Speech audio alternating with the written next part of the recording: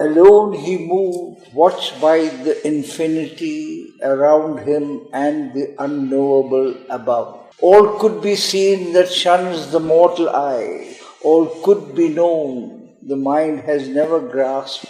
All could be done, no mortal will can dare.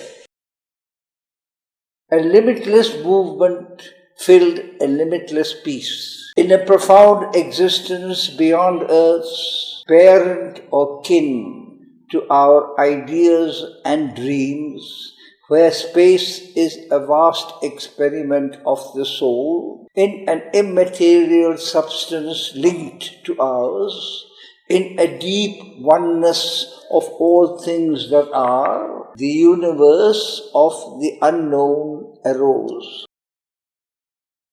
A self-creation without end or pause revealed the grandeurs of the infinite. It flung into the hazards of its play a million moods, a myriad energies, the world shapes that are fancies of its truth and the formulas of the freedom of its force.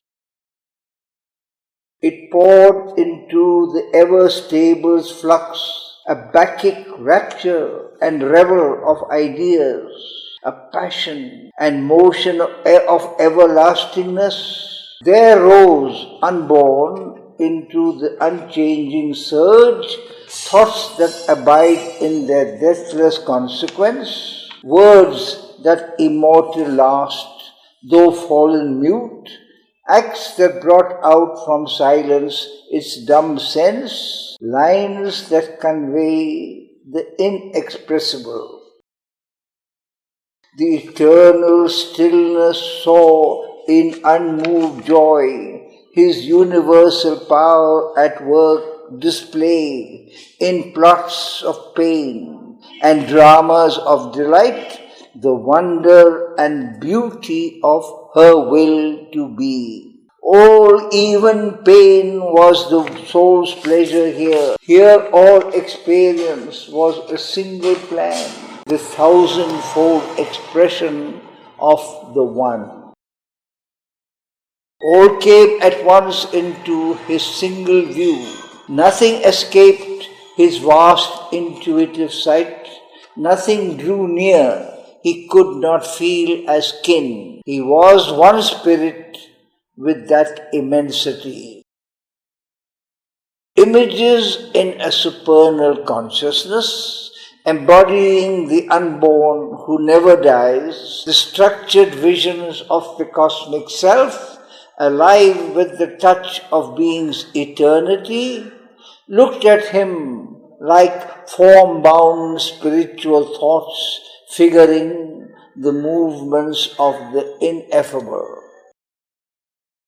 Aspects of being donned world outline, forms that open moving doors on things divine, became familiar to his hourly sight. The symbols of the Spirit's reality, the living bodies of the bodiless, grew near to him, his daily associates. The exhaustless seeings of the unsleeping mind, letterings of its contact with the invisible, surrounded him with countless pointing signs. The voices of 1,000 realms of life missioned to him her mighty messages. The heaven hints that invade our earthly lives, the dire imaginations dreamed by hell, which if enacted and experienced here, our dulled capacity soon would cease to feel, or our mortal frailty could not long endure, were set in their sublime proportions there. There lived out in their self-born atmosphere, they resumed their topless pitch and native power. Their fortifying stress upon the soul bit deep into the ground of consciousness, the passion and purity of their extremes, the absoluteness of their single cry, and the sovereign sweetness or violent poetry of their beautiful or terrible delight. All thought can know, or widest sight perceive, and all that thought and sight can never know, all things occult and rare, remote and strange, when near to heart's contact, felt by spirit sense. Asking for entry at his nature's gates, they crowded the widening spaces of his mind, his self-discoveries flaming witnesses, offering their marvel and their multitude. These now became new portions of himself, the figures of his spirit's greater life, the moving scenery of his large time walk, or the embroidered tissue of his sense. These took the place of intimate human things and moved as close companions of his thoughts, or were his soul's natural environment. Tireless, the heart's adventure of delight, endless, the kingdoms of the spirit's bliss, unnumbered tones struck from one harmony's strings, each to its wide-winged universal poise, its fathomless feeling of the all-in-one, brought notes of some perfection yet unseen, its single retreat into truth's secrecies, its happy sidelight on the infinite. All was found there, the unique has dreamed and made, tinging with ceaseless rapture and surprise, and an opulent beauty of passionate difference, the recurring beat that moments God in time. Only was missing the sole timeless word that carries eternity in its lonely sound, the idea, self-luminous key to all ideas, the integer of the Spirit's perfect sum that equates the unequal all to the equal one, the single sign interpreting every sign, the absolute index to the absolute. There, walled apart by its own innerness, in a mystical barrage of dynamic light, he saw a lone, immense, high-curved world pile, erect like a mountain chariot of the gods, motionless under an inscrutable sky. As if from matter's plinth and viewless base, to a top as viewless, a carved sea of worlds, climbing with foam-maned waves to the supreme, ascended towards breadths immeasurable. It hoped to soar into the ineffable's reign. 100 levels raised it to the unknown. So it towered up to heights intangible, and disappeared in the hushed, conscious vast, as climbs a storied temple tower to heaven, built by the aspiring soul of man to live near to his dream of the invisible. Infinity calls to it as it dreams and climbs. Its spire touches the apex of the world. Mounting into great voiceless stillnesses, it marries the earth to screened eternity. Amid the many systems of the One, made by an interpreting creative joy, alone it points us to our journey back out of our long self-loss in nature's deeps. Planted on earth, it holds in it all realm. It is a brief compendium of the vast. This was the single stair to being's goal, a summary of the stages of the spirit, its copy of the cosmic hierarchies refashioned in our secret air of self, a subtle pattern of the universe.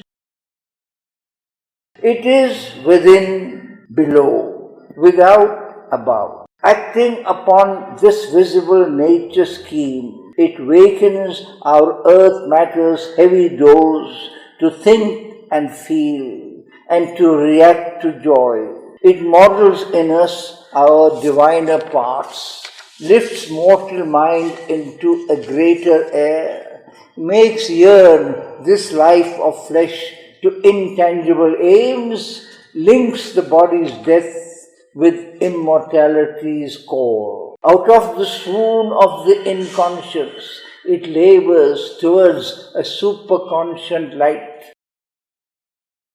If earth were all, and this were not in her, thought could not be, nor life delight's response. Only material forms could then be her guests, driven by an inanimate world force.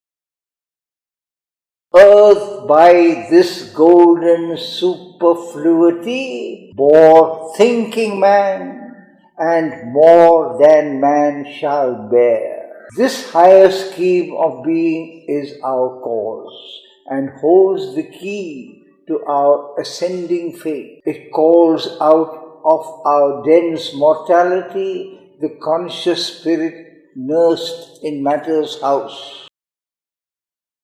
The living symbol of these conscious planes, its influences and godheads of the unseen, its unthought logic of reality's acts, arisen from the unspoken truth in things, have fixed our inner life's slow-scale degrees.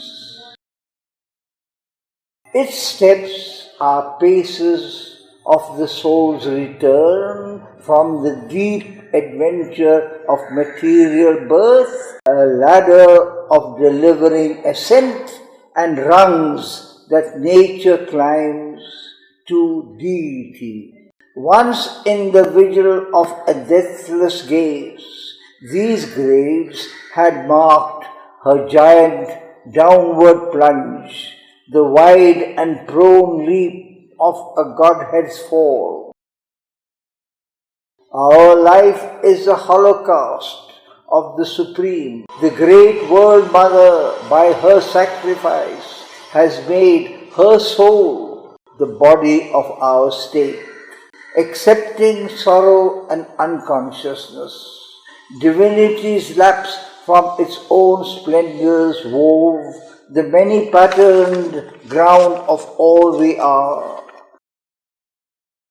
An idol of self is our mortality. Our earth is a fragment and a residue. Her power is packed with the stuff of greater worlds and steeped in their color lusters, dimmed by her drowse. An atavism of higher births is hers. Her sleep is stirred by their buried memories, recalling the lost spheres from which they fell. Unsatisfied forces in her bosom move. They are partners of her greater growing fate and her return to immortality. They consent to share her doom of birth and death. They kindle partial gleams of the all and drive her blind, laborious spirit to compose a meager image of the mighty whole. The calm and luminous intimacy within approves her work and guides the unseen power. His vast design accepts a puny start. An attempt, a drawing half done, is the world's life. Its lines doubt their concealed significance. Its curves join not their high intended close.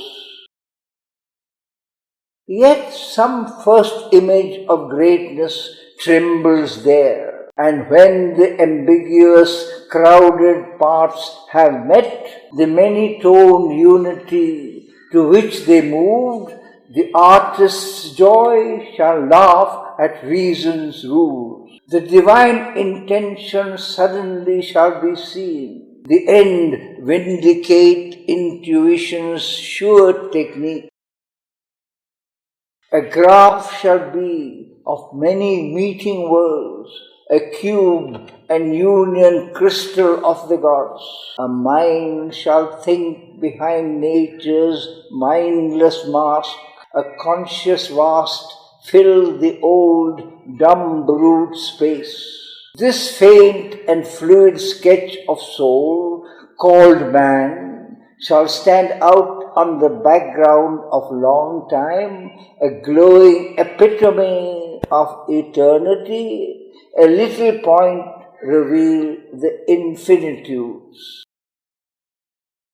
A mysterious process is the universe. At first was laid a strange anomalous base, a void, a cipher of some secret whole, where zero held infinity in its sum, and all and nothing were a single term, an eternal negative, a matrix note.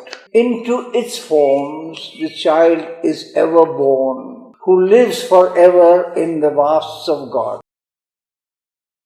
A slow reversal's movement then took place. A gas belched out from some invisible fire.